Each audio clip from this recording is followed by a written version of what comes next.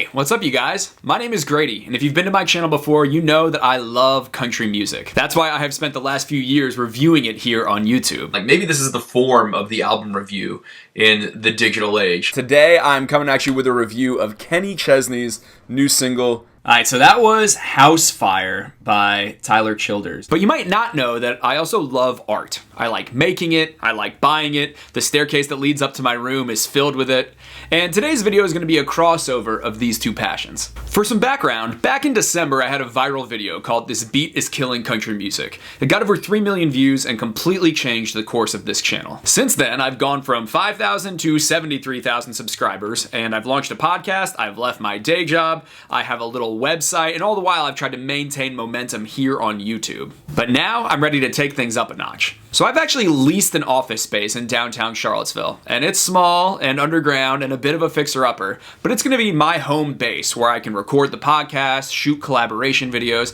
and maybe even interview artists when they come through town. It's also just my place where I can feel like a man that's not shooting stuff in my bedroom, because the reality is I live in a house of bros, and I don't really want to invite a country star into this house of dude mess. But the place is very sparse and it needs some decoration, and obviously any decoration needs to be country music themed. So I thought, what if I got some painters here in Charlottesville whose work I really like to paint some of my favorite country music stars. So I hired 3 different artists with very different visual styles to paint 3 of my favorite country music artists. And I asked each one of them to capture my favorite song by that artist in their paintings. The 3 artists that I chose are Randy Travis, Dolly Parton, and Eric Church. I thought they represented different eras of country music and different aspects of the style of country music that I really like. And I shot all of it so we could see some of the process of how these artists made their work. So let's go, show you a little bit of my hometown. All right, so we're here at our first spot. This is Sarah's house. She does art out of her home, and I'm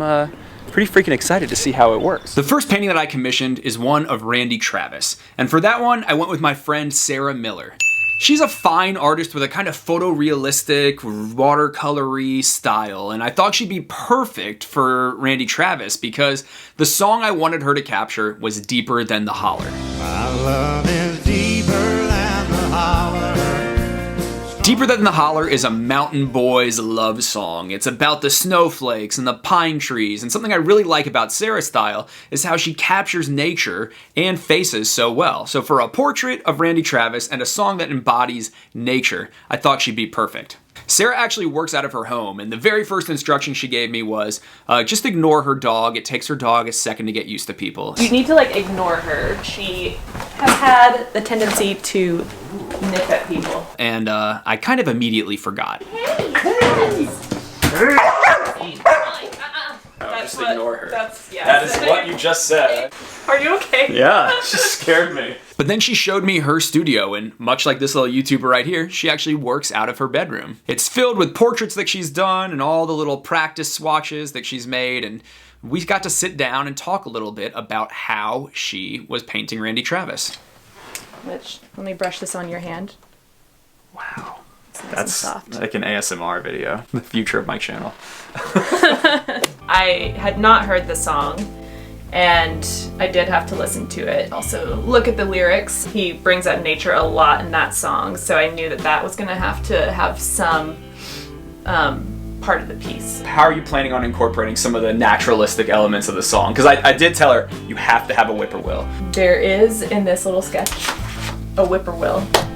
So, but he's going to be kind of surrounded by the elements is the idea here. yes. I haven't decided if it will be a more realistic depiction or kind of a sketchier kind of look like this. Yeah, dude, let's show this. This is so cool. Sarah showed me this as just working through some ideas. It's so awesome. Sarah was in the sketch portion of her work and had actually made a whole grid and was mapping Randy Travis onto it to get an accurate base of what his stature and face should look like. And she actually chose to do her work on a big wooden board that would capture some of the natural elements that she was trying to capture in the painting.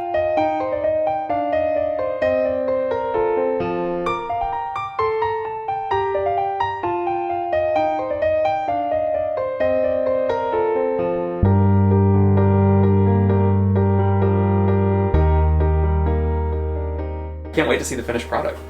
Me neither. It's gonna be cool. Yeah. I'm so excited. Thank you for doing this. You're welcome. And letting us into your home and all that stuff. So. And once I'd finished checking in with Sarah, I left her to continue her work. We're friends. It took a minute. After that, I headed downtown to a really funky place called the Ix Art Park. This is kind of a reclaimed lot full of oddities and a restaurant that I actually used to manage that features a taco named after me, the Shady Grady.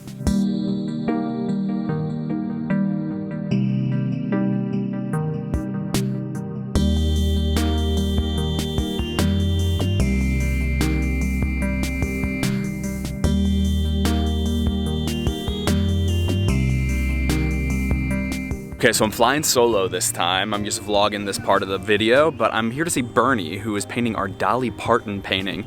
We're gonna check in the gallery that he kind of manages and see how he's doing on the painting process. I came to the Ix Park to meet up with Bernie McCabe, who runs Mazing Art Studio, which makes these incredible, solvable maze pieces of art. They have a start, they have a finish, they can actually be solved, and to me, they are just so colorful and funky and interesting, and these kind of statement pieces of pop art. I gave Bernie the assignment of painting Dolly Parton. Dolly Parton is a pop icon, she's colorful, she's effervescent, and I thought Bernie's style would fit perfectly with that. The song I gave him was my favorite song by Dolly Parton. It's called Coat of Many Colors, and to me, it's the ultimate song about having a good attitude. In my coat of many colors, Mama made for me. I also thought that because it was a song about the scraps of fabric getting sewn together, that it would be a kind of perfect thing for such a colorful artist. So I met up with Bernie in the gallery that he actually manages and curates, and so it's kind of this underground industrial space filled with the art of so many different people.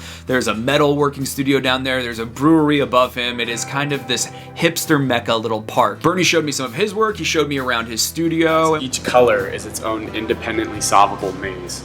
So green, purple, blue, and white can all be solved independently of each other. So you can do this as a puzzle, look at it as art, just enjoy a quote, or sit in here and try and find all the words that I've hidden in there.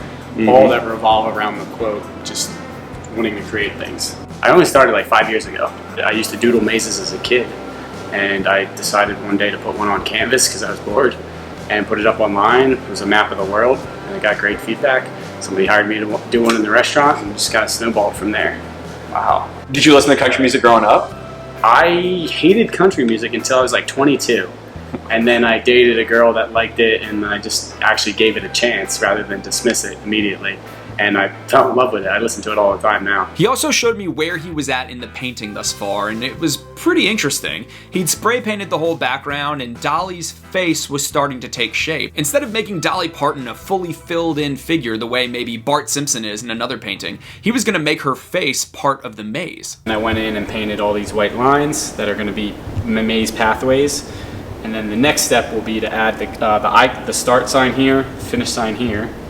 Then I'll add a butterfly icon here, a bunch of coats over here, and maybe some other Dolly Parton-esque icons. I sent Bernie like a million pictures of Dolly and was like, I want big hair. I want big hair. And totally delivering on it. At this point, I just said, I trust you, dude. Once I was done with my Dolly check-in, I headed in to check in on our third painting, this one of Eric Church. All right, so I am here at a nameless school to see Grace, who is our kind of art teacher in the video. She's doing my Eric Church painting, and let's see how she's doing. Showing off your rear end right now is what you're doing. Dude, it's America's ass. Oh, wow. Welcome. The song I asked Grace to capture is The Knives of New Orleans, a really kind of obscure song in the Eric Church catalog, but my very favorite thing he's released from my favorite album of his, Mr. Misunderstood. To me, The Knives of New Orleans captures all the shades of light and dark, good and evil, that make the music of Eric Church so interesting. Now, Grace is an artist that uses light and dark and heavy brushstrokes and plays with color in really interesting ways. And I thought she would be the perfect person to capture that sort of duality of Eric Church. Grace's classroom is a really fun place. There's Bob Ross memorabilia and all sorts of oddities. And shout out to all the teachers out there that are doing the hard work of teaching the youths. Thank you for what you do. And she was in the sketching phase of her work on the Eric Church portrait. Now, when I commissioned the painting, I had kind of thought maybe she would paint some sort of Bourbon Street type scene with Eric Church in the middle, But I really like how Grace went with her interpretation of the New Orleans theme. I was thinking about color in relation to New Orleans. It's very colorful visually and in lots of other ways. But I think what I've landed on is like the fleur-de-lis, which is how I believe you say it. But figuring out how to incorporate that into the background so it's not super realistic. But actually making the center part a knife. Oh, it's over here. It's really big, light. But turning the fleur-de-lis into a knife so that kind of ties in the New Orleans, knives in New Orleans bit. That's so awesome. The color that I use naturally just is super crazy, which I think kind of relates, because the song's a little crazy. He seems like he's a little crazy in the song, so.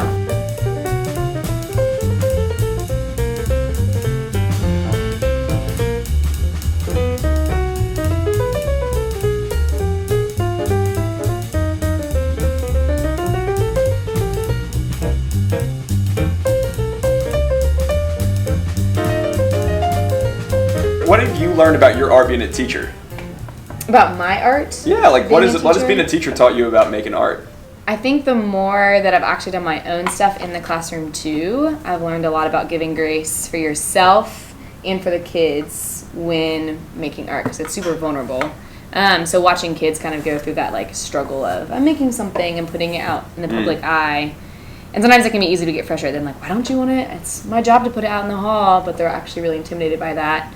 So and then when I'm making something, do you experience I'm that same equally thing? as intimidated. So I'm like, interesting. that makes sense. It's a very vulnerable process. Once I was done checking in with Grace, all I had left to do was wait. Over the next few weeks, the artists all just got down to work. Whether that was adding base coats and sanding them, whether that was drawing fine maze lines, or whether that was texting me asking for my preferences on some various questions. And so I communicated with them about that stuff, and I eagerly awaited my paintings.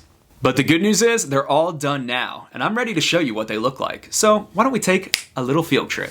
All right, guys, the time has come. The paintings are done. I'm here in my new filming space. I was gonna reveal them one by one, but I decided to just mount them on the walls because I was so excited. But now it's time to reveal them, and the camera's all the way zoomed in. Let's zoom you out and give you a better look at this place. Dun, dun, dun, dun, dun, dun. There we have it. My 3 paintings are entirely done and I love them. We got Dolly right over here. We got Randy Travis behind me. We got Eric Church over yonder.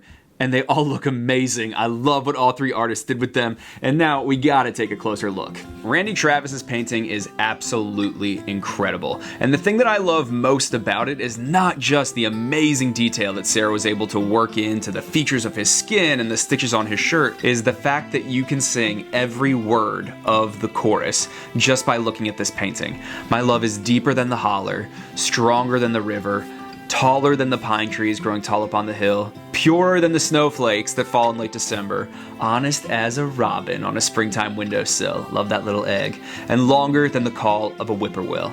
I feel like this is such a cool interpretation of the challenge. Sarah captured literally every single thing there is to capture about Deeper Than the Holler and did a absolutely photorealistic picture of Randy Travis. This makes my heart so happy. It takes me back to my dad's station wagon, listening to that song every single time I look at that painting. And I love how she just brought nature all around it and that it's on wood and it just feels so cool. Now, the Dolly painting, as you can see, is quite a statement. This thing is absolutely amazing. And the more you study it, the more amazing it gets. This has 4 separate solvable mazes.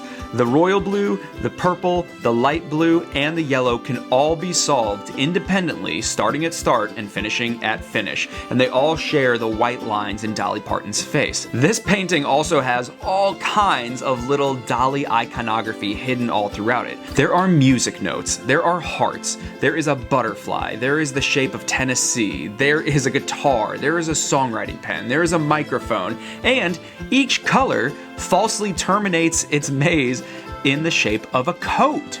That is like where you know you've made a wrong turn. It's an absolutely incredible piece of work. And to me, it makes me feel cheerful and happy, much like Dolly's music. Grace absolutely killed it with her painting of Eric Church. I love this painting. I love how weird the colors are. When you look at it, it doesn't seem strange, but then you take a second look and you're like, wow, the aviators are red. Oh, there's a strip of green paint in his face. And the brushstrokes are heavy and interesting. I love that he's in shadow. It perfectly captures that kind of dark and light vibe of the song Knives of New Orleans that I said I love. And I absolutely love the almost Louis Vuitton pattern of knifed fleur-de-lis that are in the background. These paintings make up this view, but actually if you were to zoom way out, and I'll put some shots in here of what the full office looks like, they join all of my other art. They join my Johnny Cash print, they join my Avett Brothers poster, they join all the other little knickknacks that I've collected while traveling. And fortunately, I got a whole wall of room to grow in this place. Now, my hope is to use this studio as a place to shoot more videos, to shoot collaborations, even to do interviews. I've got some nice chairs in here, and we can switch out the desk for the chairs if ever, some A-list country stars want to come in here. And I've been sliding into the DMs of a few stars asking, hey, do you want to come be on my podcast? We can even shoot it. Honestly, I'm just excited to see what this room has in store for me, and I do feel like it marks a real change in my kind of seriousness as a YouTuber. I'm excited to have this space, and I want to say thank you to everyone that's been with me on the journey this year, and if you've been around for longer than that, thank you. And a major thanks to my patrons over at Patreon. Your support means a ton to me, and I want to be a great steward of any of the money that is given over at Patreon. I want to keep raising the bar for myself, getting better at editing, getting better equipment, figuring out sound, setting up a studio, interviewing people. I'm trying to take this seriously because you're taking me seriously, and I just want to say from the bottom of my heart, I really appreciate that. So yeah, this is my studio. These are my new paintings. I think all these artists did an amazing job. Their information is linked down below if you'd like to know anything more about them, or where you can maybe support them, or where you can commission them. You can find all that out down below. They're all incredibly talented, and I'm so thankful that they chose to be a part of this video and make me these things that are so personal to me and provide awesome stuff to look at for anyone watching the videos. So here's to many more great videos from this room. Bye, y'all.